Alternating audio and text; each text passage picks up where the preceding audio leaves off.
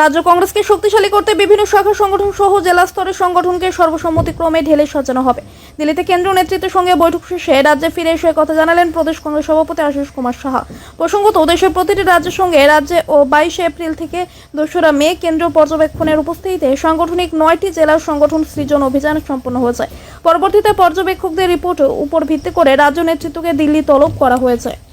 সর্বভারতীয় কংগ্রেস কমিটির যে রাজ্যে রাজ্যে সংগঠন পুনর্গঠনের জন্য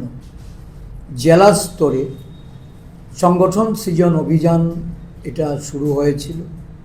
আমাদের রাজ্যেও এটা গত 22 এপ্রিল থেকে এই সংগঠন সৃজন অভিযান শুরু করে 2রা মে এই কর্মসূচি এটা রাজ্যের জেলা স্তরে সম্পন্ন হয়েছে। প্রতিটা জেলাতে একজন করে এআইসিসির পর্যবেক্ষক নিযুক্ত করা হয়েছিল এবং প্রদেশ স্তর থেকেও আমরা 3 জন করে সহযোগিতার জন্য পর্যবেক্ষক আমরা সেখানে নিযুক্ত করেছিলাম। তাদের সকলের উদ্যোগে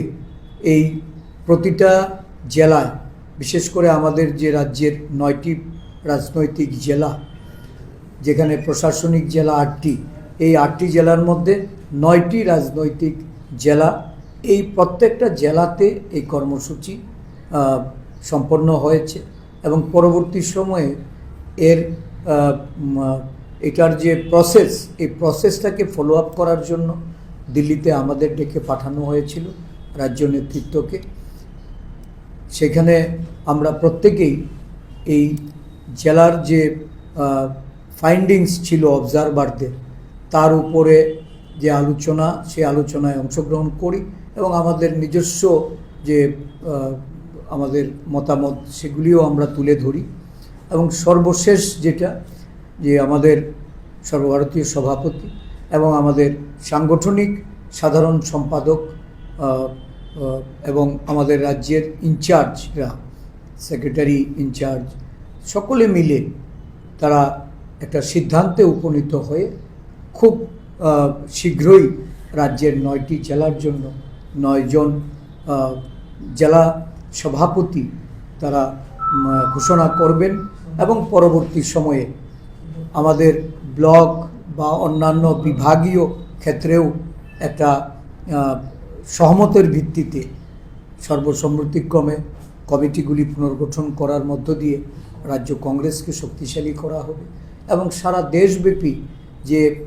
সাংগঠনিক প্রক্রিয়া যেভাবে সমস্ত নেতৃবৃন্দদের তাদেরকে সহমতের ভিত্তিতে তাদের পরামর্শক্রমে যেভাবে সংগঠন তার পরিকাঠামো ব্যক্তি ঘটছে, আমি এই পদক্ষেপ নেওয়ার জন্য সর্বভারতীয় সভাপতি মল্লিকার্জুন খার্গেজি এবং আমাদের সর্বভারতীয় সভানেত্রী সোনিয়া গান্ধীজি, আমাদের সংসদের বিরোধী দলনেতা জননায়ক রাহুল গান্ধীজি, তাদের প্রতি আমি আমার ব্যক্তিগত তরফ থেকে কৃতজ্ঞতা ভরা আমি ধন্যবাদ জ্ঞাপন করছি। এই সিদ্ধান্তকে স্বাগত জানাচ্ছি এবং সর্বভারতীয় কংগ্রেস কমিটি সারা দেশ জুড়ে যে গণ আন্দোলনে আজকে রাজ্যে রাজ্যে কংগ্রেসকে একটা শক্তিশালী পরিকাঠামোর মধ্যে দাঁড় করিয়ে